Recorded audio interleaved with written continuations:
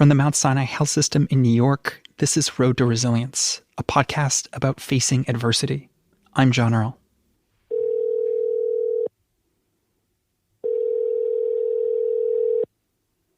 Hello. Hi, Judith. This is John Earl from the press team at Mount Sinai. How are you doing today? Fine, thank you. How's yourself? I'm good. So is this still a good time for you to do the interview? Sure. Okay, perfect. Today on the show, the indestructible Jude Hunt. So Judith, how would you introduce yourself? Hi, I'm Jude Hunt, and I'm here, and I'm terribly surprised to be here. My odds were absolutely nil of getting out of there. I mean, come on. I'm a little old lady with pre-existing conditions. Jude's a patient here at Mount Sinai, and a few months ago, she died. Well, for a little while, technically. And yet, here she is. I'm living alone with an elderly cat. Hello, cat. Yes, very nice. Go in the other room and talk. What's your cat's name? Ookie Adams. Ookie Adams. You know, they're creepy and they're spooky. They're all together. Ookie, the Adams family. I always loved Charles Adams.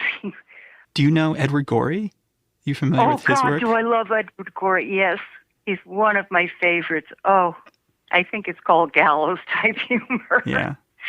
But no, I mean, if something is a little weird and a little off, that's mine. In this episode, Jude reveals the secret to a long and meaningful life. Yeah, right. She would never do that. But as a formerly dead person, she does have some good advice on living. I won't spoil it. Here's Jude. Where does your ordeal begin? Well, let's see. It was a dark and stormy night. The phone started ringing. I was halfway down the hall. I started to rush in a dark hall wearing a caftan. I tripped over my feet and I really face planted.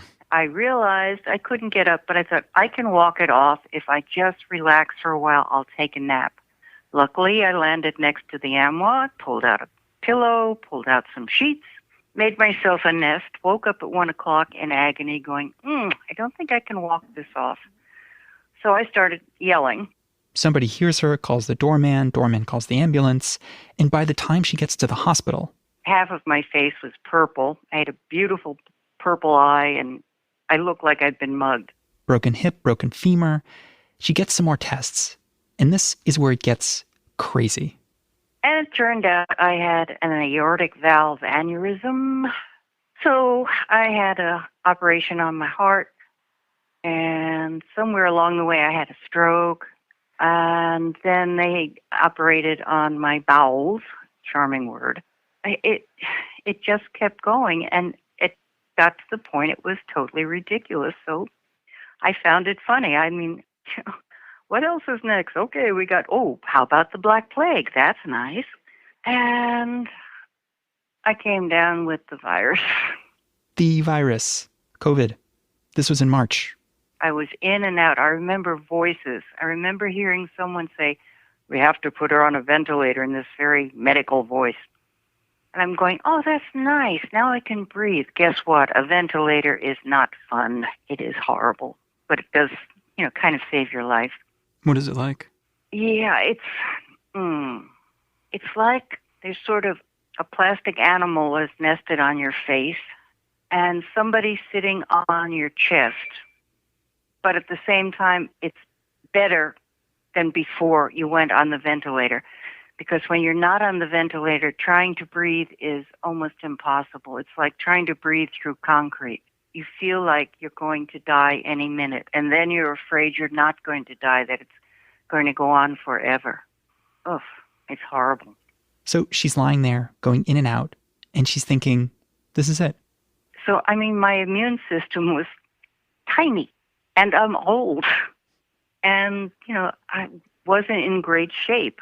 And all of a sudden, you're saying, that kind of adds up to not walking out of here. I thought it was a done deal that I was going to die. Was it scary to have that realization? That's the weird thing. It wasn't exactly scary. It was more like I was really annoyed that I had so much stuff to do that I hadn't gotten done. And I really was regretting the fact that I would be missing my friends and my family. But you weren't scared. No, I wasn't scared, a little apprehensive because, you don't know what's coming next. You hope there's something coming next. I wasn't scared. It was like, okay, this is a done deal. This is what's going to happen. All right, let's make the best of the time. I mean, I just couldn't understand, giving up. I mean, Oh, by the way, I did die for a while. My heart stopped for a couple of minutes. So I was told, because I don't remember, I didn't get to see the white light. I didn't get to hear the voices. It's like I died and I didn't get any of the cool stuff. Were you surprised by your reaction to almost dying?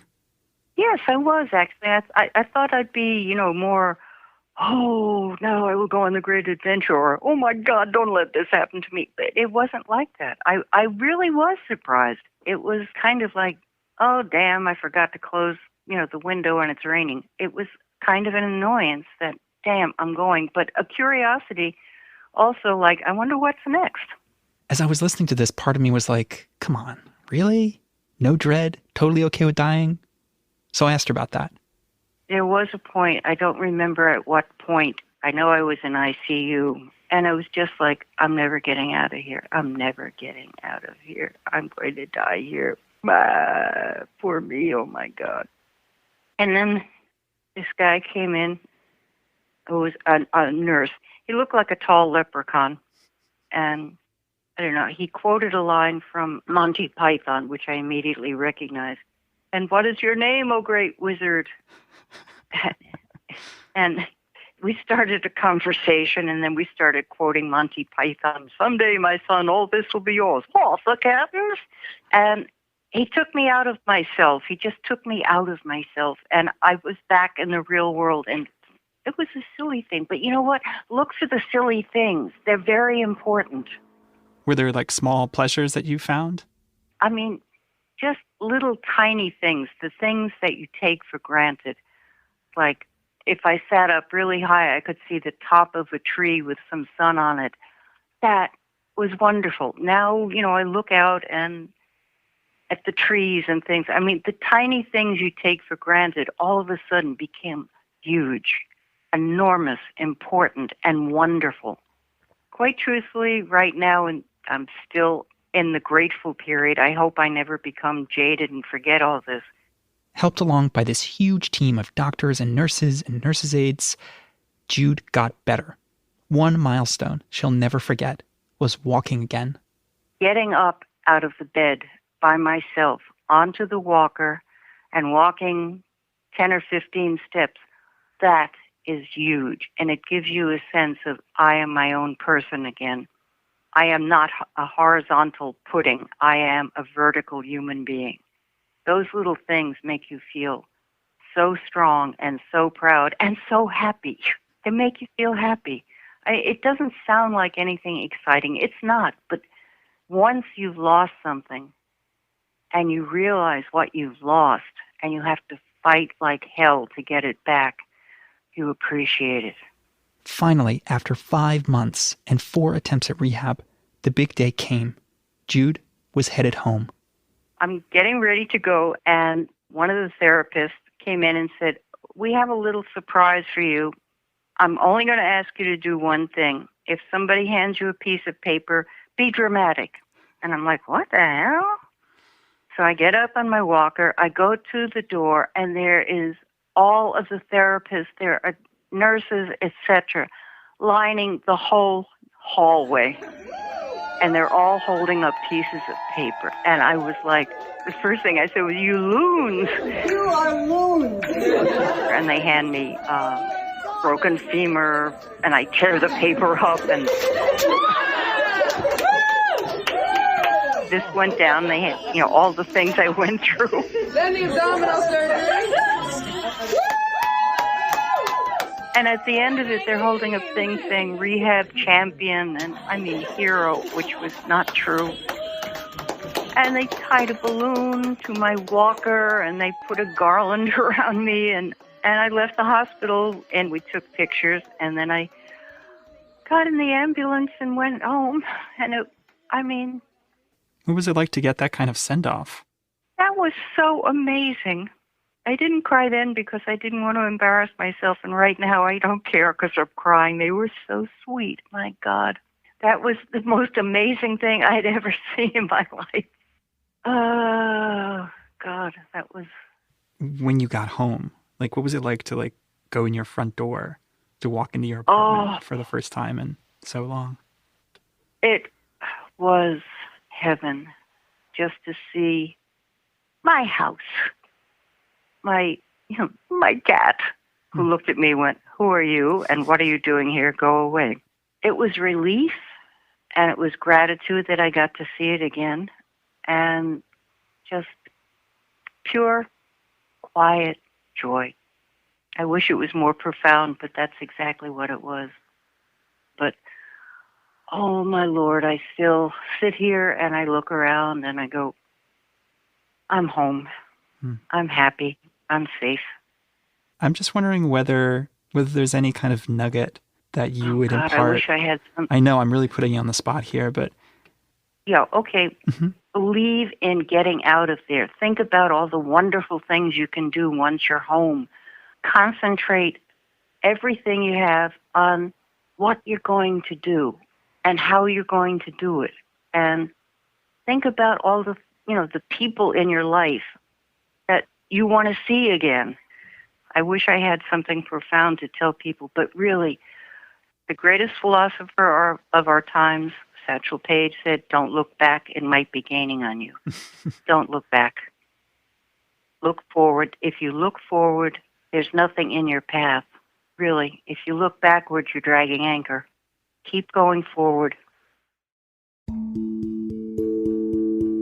Keep going forward. Got it. Thanks, Jude. That's all for this episode. If you enjoyed it, please rate and review the podcast on Apple Podcasts and tell a friend about us. Thanks. We've got a new podcast coming out. It's called Real Smart People, and it features audio portraits of some of the biggest, quirkiest minds in medicine. So look out for that in the next few weeks. Road to Resilience is a production of the Mount Sinai Health System in New York. It's made by Katie Ullman, Nikki Hudson, and me, John Earl. Our executive producer is Lucia Lee. From all of us here, thanks for listening. We'll see you next time.